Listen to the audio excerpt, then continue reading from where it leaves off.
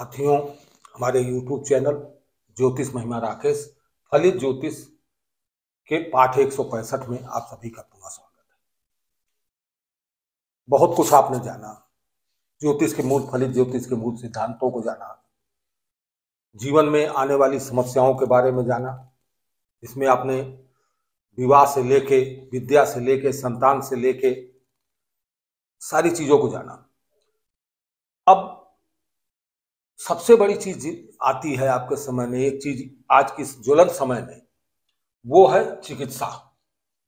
तो चिकित्सा ज्योतिष एक बृहद विषय है और जिसपे जब से सृष्टि की उत्पत्ति हुई तभी से उसका जो है उस पर शोध कार्य चल रहे हैं और शोध चल रहे हैं और नए नए रोग भी होते हैं और उन पे शोध भी होते हैं, उनकी दवाइयां बनती हैं और तरह तरह से उनके इलाज हो रहे हैं।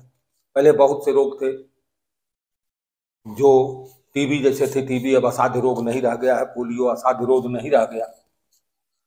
तो प्रश्न ये उठता है कि हमारे देश में, हमारे सनातन में कौन से पैथी का उपयोग है। हमारे सनातन में जब चारों वेद, हमारा सनातन है, सनातन 4 वेदों पे आधारित है और उसमें आयुर्वेद भी एक वेद है और आयुर्वेद पे ही हमारी जो है सारी पैथी निर्धारित थी। कभी तो आयुर्वेद पे निर्धारित थी, बाद में देश में जो है विपक्षी जो है अंग्रेजों का राज्य हुआ, जब से ये अंग्ल आए और उन्होंने जो क्या किया, हमारे यहाँ की पैथी को जो है एलोपैथी का भी एक रूप आया और जिसने टेबलेटीकरण किया और विभिन्न वही जड़ी बूटी, उन्हीं चीजों को, रासायनिक तत्वों को मिला के उन्होंने विभिन्न तरह की दवाइयां बनाई। बहुत अच्छी बात है, बहुत से शोध हुए, बहुत से इलाज हो रहे हैं, अच्छी चीज है। लेकिन उसमें एक विकृति आई कि बहुत से डॉक्टर, जो आज भी ऐसे डॉक्टर्स हैं जो सेवा भाव से कार्य कर रहे हैं, उनको हमारा जो है बहुत बहुत उनको प्रणाम है, उनको सिरोधार है कि वो जो है सेवा कर रहे हैं और लोगों को जो है आरोग्यता प्रदान कर रहे हैं। लेकिन बहुत ज्यादातर ऐसे डॉक्टर्स हो गए हैं कि जो इनके द्वारा जो है रोगों को उपचार न करके रोगों को दोहन का, एक धन के दोहन का एक साधन बना लिया गया है और धन के दोहन करने के कारण ही वो अक्सर जो ऐसा होता है कि रोग बिगड़ जाता है और रोग बिगड़ने से हम अपनी जीवन की हानि भी कर रहे हैं और जनता के जीवन की हानि भी हो रही है। अब इसमें कारण क्या है? कारण ये है कि हमारा भी दोष है। हमारा दोष क्यों है? हम हमेशा ये सोचते हैं कि डॉक्टर ही जाने। डॉक्टर विभिन्न तरीके की जांचें अब करता है, कभी पहले जांचें नहीं हुआ करती थी। हमारे यहाँ वैद्य होते थे, धागा बांधते थे, धागा बांध के उस पर ब्लड प्रेशर और सब चीज जान जाते थे। तो ये सब क्या था? कोई ना कोई पैथी थी, आयुर्वेद पैथी थी और आयुर्वेद पैथी से ही हमारे यहाँ उपचार हुआ करते थे। और पहले हमारे गांव के बुजुर्ग लोग भी, दादा जिसे आप कहते हैं नानी, दादा दादी, ये लोग भी जो है कुछ दवाइयां, घरेलू दवाइयां बताते थे, जिन दवाइयों से ही लोग ठीक हो जाया करते थे। कारण क्या था? रहन सहन पहले बहुत था।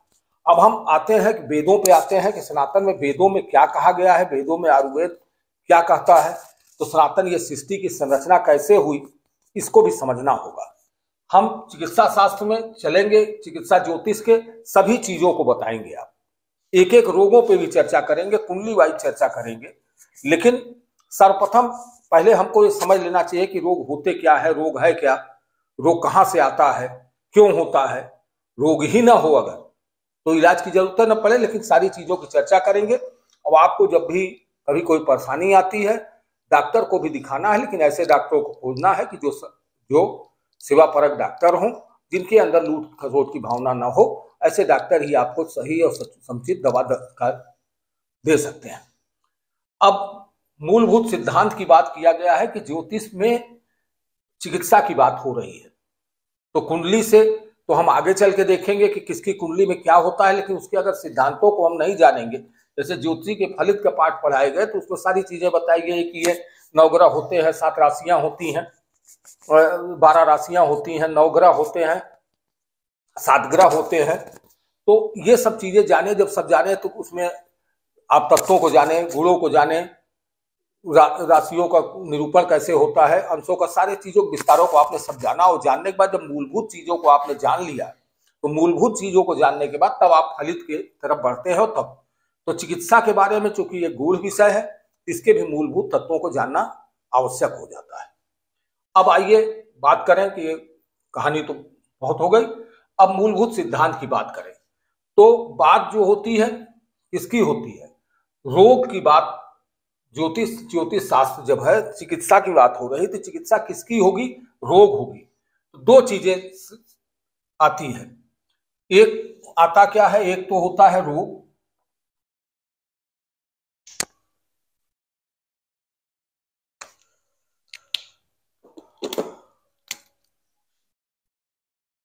एक बात आती है रोग की, और दूसरा चीज क्या होती है, व्याधि। अब दो चीजों को पहले आप इन्हीं की समझ लें कि रोग और व्याधि। तो रोग क्या है, व्याधि क्या है। तो रोग क्या चीज है, रोग की परिभाषा आप लिख लें रोग की। रोग जो है हमारे आंतरिक शरीर में,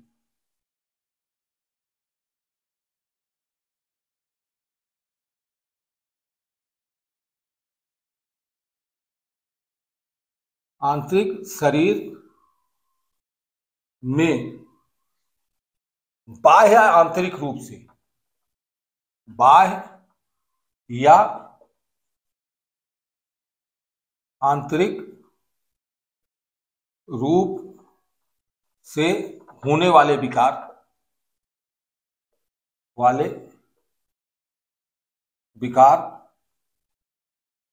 को क्या कहेंगे, विकार को रोग कहते हैं।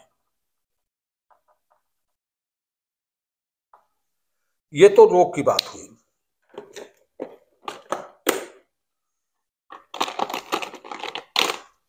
रोग की बात हुई।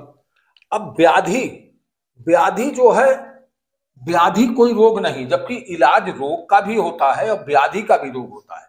व्याधि, कुछ व्याधियां हम स्वयं अपने से उसको पैदा कर लेते हैं, और कुछ व्याधियां स्वतः आ जाती हैं।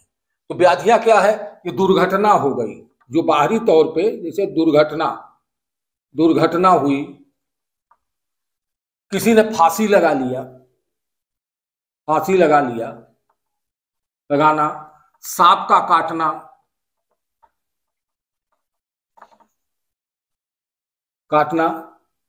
छत से गिरना,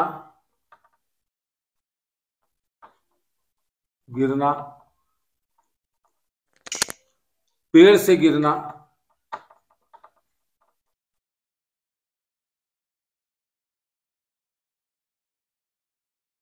एक्सीडेंट होना,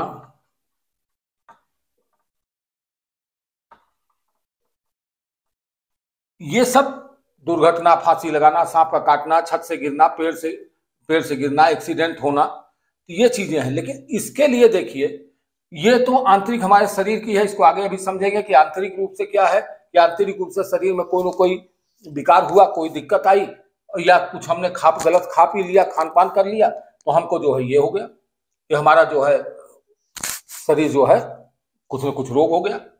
अब वो किन वजहों से होता है, कैसा होता है, उसको समझने का प्रयास करेंगे। अगर उन वजहों को हम दूर कर लेते हैं तो निश्चित तौर पे हम रोगों से मुक्ति पा सकते हैं।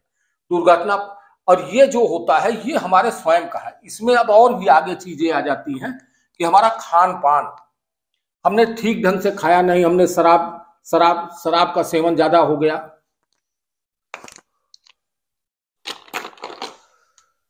जैसे शराब का कोई सेवन करने लगा, भांग खाने लगा, गांजा पीने लगा, ड्रग्स लेने लगा, तो ये सब चीजें जब हम विकृत चीजें हम अपने शरीर के अंदर पहुंचाते हैं, तो विकृत चीजें हमको क्या करते हैं, हमको जो है कोई ना कोई रोग देगी, और उससे कोई ना कोई शरीर में होगी। तो ये हमारी व्याधियां हैं। जैसे दुर्घटना हो जाती है, दुर्घटना होना प्रारब्ध का है, कि कोई व्यक्ति जन्म लिया है, कुछ दुर्घटना हो रही है, तो दुर्घटना होने का मतलब क्या है कि पूर्व जन्मों के प्रारब्ध से उसने कुछ ऐसे कर्म किए थे कि उसको उतने समय के लिए जाना था, उसको दुर्घटना से ही जाना था, तो दुर्घटना से हो जाता है, एक्सीडेंट होता है। तो एक्सीडेंट, लेकिन इन संभावनाओं, जैसे एक्सीडेंट तो हो गया, वो तो दुर्घटना हो गई, छत गिर गई मकान की, वहां भी दुर्घटना हो गई कि छत गिर गई, अपने आप गिर गई, खत्म हो गई। लेकिन कुछ चीजें जो हम गलती करते हैं, जैसे शराब किसी ने पिया और शराब पीने से हम जानते हैं कि शराब पीने से हमारे लीवर किडनी आदि खराब होंगे, लेकिन फिर भी हम शराब का सेवन करते हैं। कुछ नशे, थोड़े से अपने नशे के लिए, थोड़े से सुख के लिए, और हम उसके जो है सेवन करते हैं। जब उसका हमने सेवन किया तो उसने लीवर और किडनी को प्रभावित करना शुरू किया, लीवर और किडनी हमारी खराब हो गई। इस चीज को बचा सकते हैं। तो जो व्याधियां हैं, तो व्याधियों में भी बहुत सी व्याधि जो हम अपने आप स्वयं ले आते हैं, और स्वयं हमारे ले आने के कारण वो व्याधियां होती हैं, उन्हें हम बचा सकते हैं। जैसे शराब पीना है, गलत नशे करना है, और खान पान में आजकल खान पान ही सबसे ज्यादा व्याधि का कारण बना है कि व्याधियां जो आजकल रोग कम हो रहे हैं, व्याधियां ज्यादा हो रही। रोग क्यों कम हो रहे हैं? रोग जो होते हैं वो आंतरिक तौर पे शरीर में कोई कमी आ गई, कोई संतुलन बिगड़ा, तो उसके कारण अभी आगे हम उसको क्लियर करेंगे कि कैसे संतुलन बिगड़ता है। लेकिन ये चीजें जो हम बाहर तौर पे अपने आप जनरेट कर लेते हैं, उसके बाद बहुत सी चीजें इसमें स्वयं व्याधियों में आती हैं। जैसे वायरस है, हमने गंदगी किया, प्रदूषण देखिए सृष्टि के, जब हम सिस्टम में, जैसे पेड़ को हमने काटा तो हमारी वायु प्रदूषित होने लगी, पानी की वर्षा कम होनी शुरू हो गई, मौसम में परिवर्तन आ गया। तो ये सब चीजें हम कर रहे हैं, अगर ये हम ना करते तो वायु में परिवर्तन ना आता, सब कुछ ठीक होता। जल का बहाव जो है ऊपर से हो रहा है, गर्मी बढ़ रही है, वृक्षों के कटान से गर्मी बढ़ रही, गर्मी बढ़ने से बर्फ गल रही, बर्फ गलने से पानी जो है तो कहीं बाढ़ आ जाती है, तो कहीं सूखा पड़ जाता है। तो ये सब चीजें जो होंगी, तो ये हमारे कर्तव्यों से, हमारे कृत्यों से जो है ये चीजें होती हैं। तो उन कृत्यों को हम अगर सुधार लेते हैं तो व्याधियों में 80% व्याधियों से हम बच सकते हैं। 20% व्याधियां ऐसी होंगी कि जो हमें कष्ट पहुंचाएगी। अब बात करते हैं क्या क्या चीज है कि ये सृष्टि बनी किससे है, ये शरीर हमारा कैसे बना, ये सृष्टि का विकास क्यों हुआ। तो 5 तत्वों की बात पूर्व में आप लोगों को बता चुके हैं कि तत्व की बात आती है तो तत्व कितने हैं? तत्व जो है 5 तत्व होते हैं, 5 तत्व है। अब 5 तत्व कौन कौन से हैं? अग्नि तत्व, ये पूर्व के लेसनों में आ चुका है, जो पिछले पाठों को जिन्होंने पढ़ा होगा उनको ये चीज याद भी होगी, लेकिन पुनः कर दे रहे हैं। अग्नि, पृथ्वी, वायु, जल और आकाश, ये 5 तत्व ऐसे हैं। 5 तत्व, तो 5 तत्व जो हैं अग्नि, पृथ्वी, वायु, जल, आकाश, ये हमारे तत्व हैं। इसी तत्व से पूरा ब्रह्मांड बना है। अभी तक जो खोज होती है, जो खोज हुई है, वो 5 तत्वों को ही, कुछ तत्वों को और खोज की है, लेकिन उसका कोई महत्व नहीं, मेन महत्व इसी का है। अब अग्नि, पृथ्वी, वायु, जल और आकाश, इनके जो है इन्हीं से हमारी सारी सृष्टि का उत्पत्ति हुई है। इसमें चर और स्थूल जितनी भी चीजें हैं, जितनी भी चीजें चर या स्थूल है, यानी चर का मतलब ये हुआ कि जो भी जीव, जितने प्रकार के जीव, सभी प्रकार के जीव, जलचर हो, उभयचर हो या नवचर हो, जलचर हो, उभयचर हो, नवचर हो, पृथ्वीचर हो, जो भी जितने भी जीव हैं, वो सारे जीव भी जो है अग्नि, पृथ्वी, वायु, जल और आकाश से ही मिलके बने हुए हैं। पूरा ब्रह्मांड। और स्थिर चीज क्या हो गई? स्थिर चीज में हमारी पृथ्वी हो गई, उसके बाद पृथ्वी के ऊपर पैदा होने वाले सारे वृक्ष, पहाड़, नदियां, नाले, सब जो है सब इसी 5 चीजों से मिले। तो जब हमारा ब्रह्मांड पूरा जो है 5 तत्वों से मिलके बिना है। बात परमाणु की भी आती है कि परमाणु बम का आविष्कार हुआ है, और हम आपको उसको बता देते हैं कि परमाणु बम के जब उसके टुकड़े, परमाणु क्या चीज है, जब किसी चीज के टुकड़े करके उन्होंने किया है तो उसमें से भी उसके टुकड़े किए तो अणु के रूप में आए। अब अणु के रूप में आए तो अणु के रूप में उसके 3 टुकड़े किए। अब 3 टुकड़े किए, 3 ही टुकड़े कर पाए, 3 से छोटे टुकड़े नहीं कर पाए। जो सबसे छोटा टुकड़ा वो 3 टुकड़ा है, और 3 टुकड़ों में 3 गुण हुए। तो अब ये तो 5 तत्व हुए, और फिर गुण होते हैं। गुण क्या है? गुण की बात करते हैं तो गुण जो होते हैं, कौन कौन से गुण हैं? सतोगुण, रजोगुण और तमोगुण।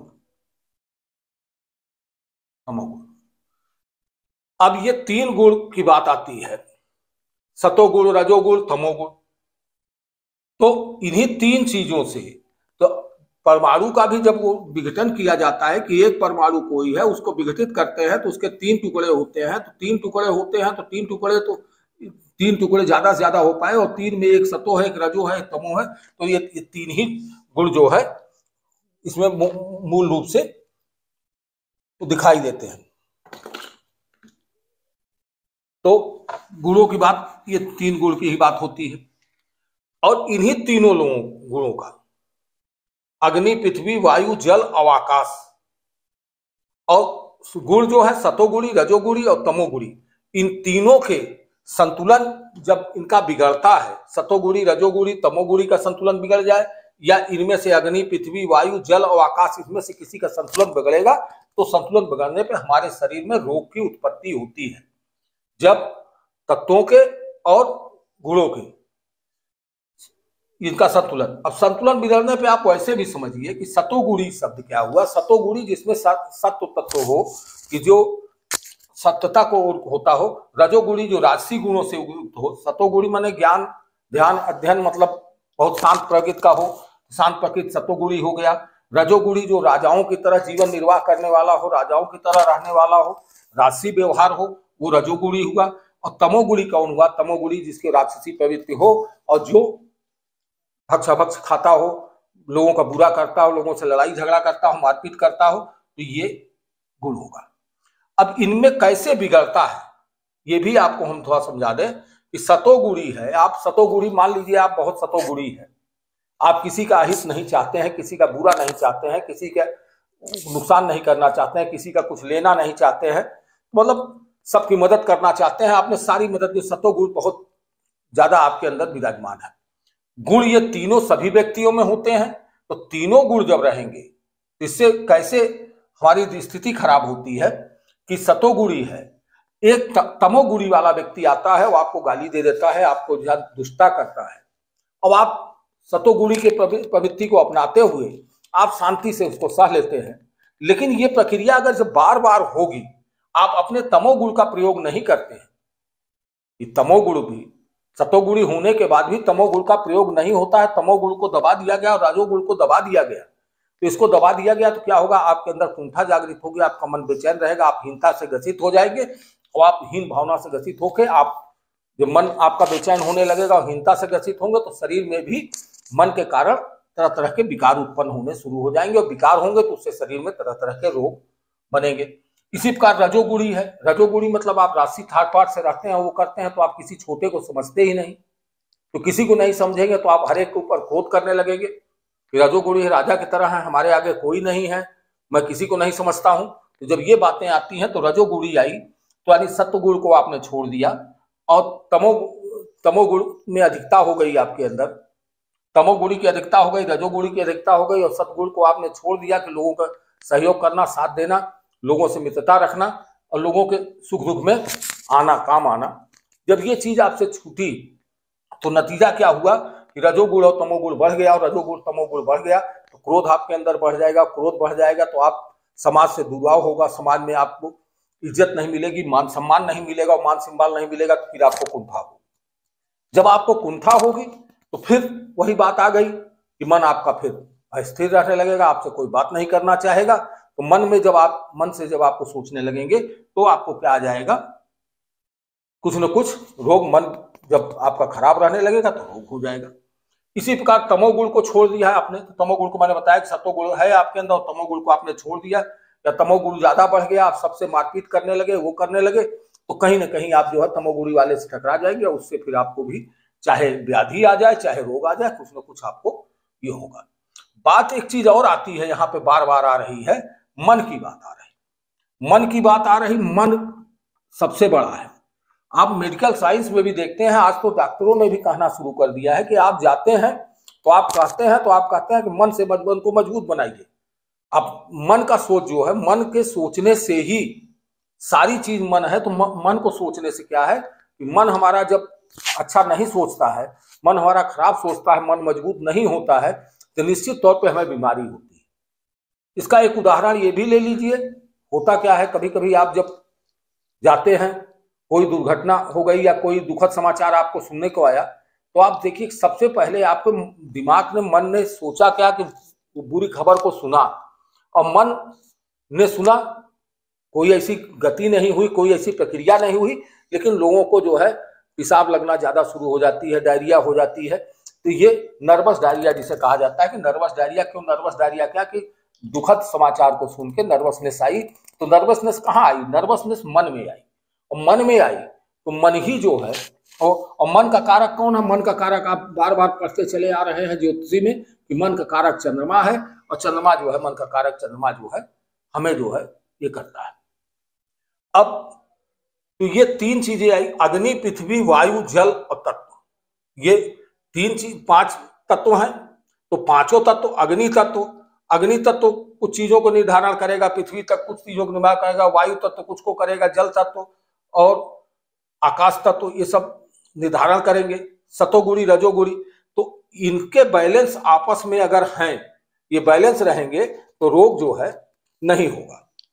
अब इसके आगे आ जाते हैं कि तीनों दोष जो है सभी प्रकार के रोग देते हैं। यही तीनों जो गुण हैं, सतोगुणी रजो, और एक चीज और इसके बाद आती है कि गुण हो गए।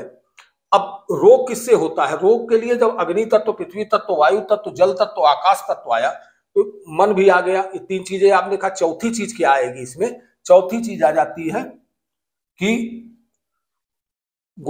तत्व जो है, चौथी चीज आएगी पित्त दोष,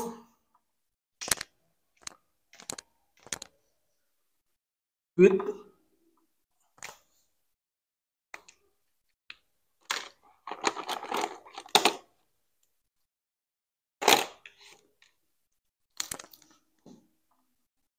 पित्त, वात और कफ।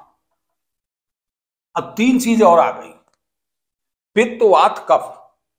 शरीर में क्या होती है, पित्त, वात और कफ। डॉक्टर भी कहते हैं, जो डॉक्टर भी जितनी भी मेडिसिन आज एलोपैथिक में चल रही वो भी इसी पे चल रही, पित्त, वात, कफ।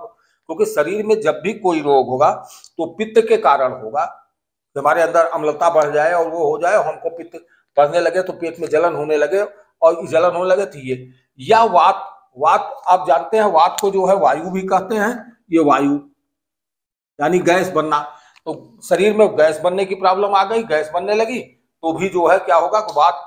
और कफ, कफ आप जानते हैं कि जल से होगा, और जल के कारक कौन है, जल का कारक चंद्रमा है, और कफ जो है जल जल जल, जल हो जाएगा, कफ जो है जल से। तो जल से कारण मौसम परिवर्तन होता है, जाड़ा से गर्मी आती है, गर्मी से जाड़ा आता है, तो कफ हार्म होता है, तो हमारे फेफड़े में वो हो जाती है, हमें खांसी जुकाम, सर्दी जुकाम ये सब चीज होने लगता है। अब रोग होने के कारण क्या हुआ, रोग होने के कारण आपने समझा कि ये 5 तत्व जिससे हमारी शरीर बनी है, कि ये, क्योंकि इन्हीं को हम आगे चल के जोड़ेंगे, आगे चल के अग्नि तत्व की कौन सी राशियां हैं, सतोगुणी रजोगुणी की कौन सी राशियां हैं, और राशियों से इसको, जब तक हम राशियों और ग्रहों से इसका मेल नहीं करा लेंगे, अभी तो हम इन खाली आपको साधारण चीजें बता रहे हैं। और फिर मन का जो है आप जानी गए, चंद्रमा है, पित्त, वात और कफ। तो पित्त, वात, कफ जो है ये हमको रोग देता है। या तो पित्त हमारा बढ़ जाएगा, पित्त बढ़ने से हमको रोग हो जाएगा, या हमारे वायु का हो जाएगा, गैस बननी ज्यादा हो जाएगी, गैस की वजह से होगा, या कफ की वजह से हमको क्या होगा, रोग होगा, सर्दी जुकाम बुखार आदि ये सब चीजें होंगी। तो जब इतने चीजें हो रही हैं, अब इनको जोड़ना, जैसे इसमें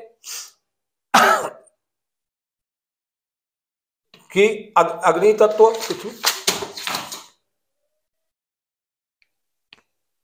अग्नि तत्व जैसे आप राशि जानते हैं, आज कुछ कर देते हैं कि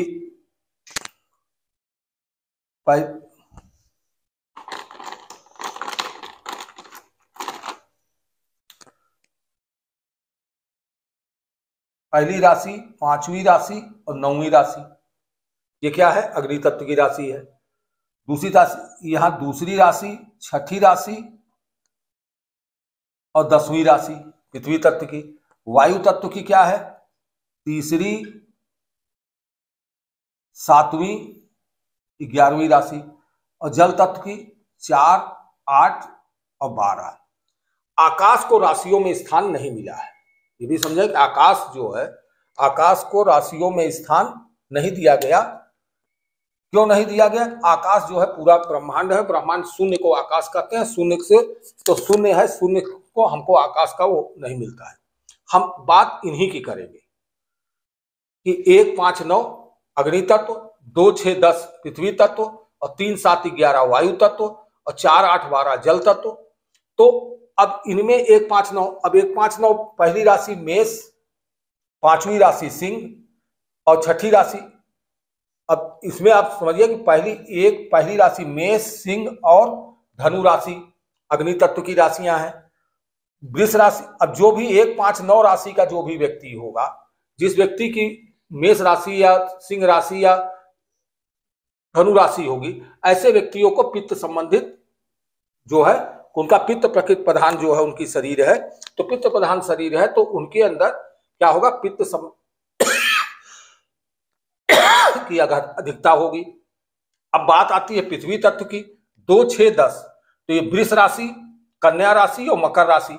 तो वृष, कन्या, मकर राशि या लग्न वाले जो भी व्यक्ति होंगे, उनके अंदर क्या होगा, उनके अंदर जो है पृथ्वी तत्व है, तो ये 2, 6, 10 ये वायु तत्व, पृथ्वी तत्व भी वायु तत्व से ही जुड़ी हुई होती है। 3, 7, 11 जो है ये वायु तत्व की ही बात कर रहा है कि वायु तत्व की बात, और 4, 8, 12 जल तत्व की। तो वात वायु के लिए ये हो गए और कफ के लिए जल तत्व 4, 8, 12 3 मिथुन राशि, तुला राशि और कुंभ राशि, और जल तत्व में कर्क राशि और वृश्चिक राशि और मीन राशि। तो जब ये राशि या लग्न होते हैं तो किस चीज की होगी अधिकता? पित्त, अग्नि इसमें पित्त की होगी 1, 5, 9, और 2, 6, 10 और 3, 7, 11 में जो है ये क्या होगा, ये आपकी जो है वो राशियां होंगी, वायु की प्रधानता होगी उनके अंदर। और 4, 8, 12 जो है, 4, 8, 12 जो है किसकी होगी प्रधानता? जल की प्रधानता होगी। जल की प्रधानता होगी तो कफ आदि रोग, इस तरह के रोग होंगे। और होगा कब? जब सतोगुणी, रजोगुणी और तमोगुणी इनमें आपस में विकार आएगा, इनमें आपस में वो होगा। तो आज इतना चलते हैं, कल इसको डिटेल में हर एक की राशियां कौन सी निर्धारित हुई है और कौन सी राशियां हैं, कौन से ग्रह है, तो ग्रहों और उस पे राशियों पे जो है कल विचार करेंगे। आज के लिए इतना ही। नमस्ते। ये पाठ कुछ लंबा होगा और इस पाठ में चूंकि ये 5, 7, 10 पाठों में जो है पूरे रोगों को जो है, सारे रोगों को निर्धारण करने में 5, 7, 10 पाठ लगेंगे और अब इसी पे जो है चिकित्सा पे ही बात चलेगी। अभी मूलभूत सिद्धांत 1 आध 2 पाठ और मूलभूत सिद्धांत के लेंगे और मूलभूत सिद्धांत के बाद फिर आपको जो है जब वो समझ में आ जाएगा, आप ग्रहों से, राशियों से और उससे बैठाना सीख जाएंगे। फिर हम कुंडली पे जो है इसको ये भी है कि कौन से रोग किस तरीके से क्या होंगे, रोगों को निदान करना भी कुंडली वाइज बताएंगे। आज के लिए इतना ही। सभी को नमस्कार।